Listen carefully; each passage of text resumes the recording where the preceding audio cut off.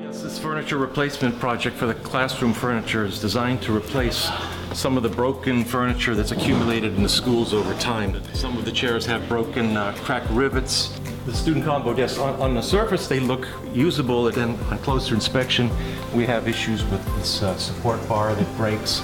Teacher chairs and other furniture items that are just aged, items that are just past their prime.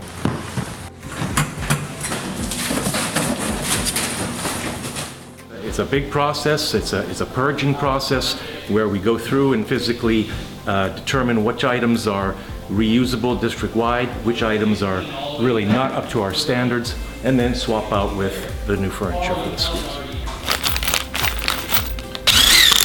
Well, it's very exciting because we haven't had furniture in quite a while, but I like the look of the desk. They're all the same colors, and they're easy to be moved around.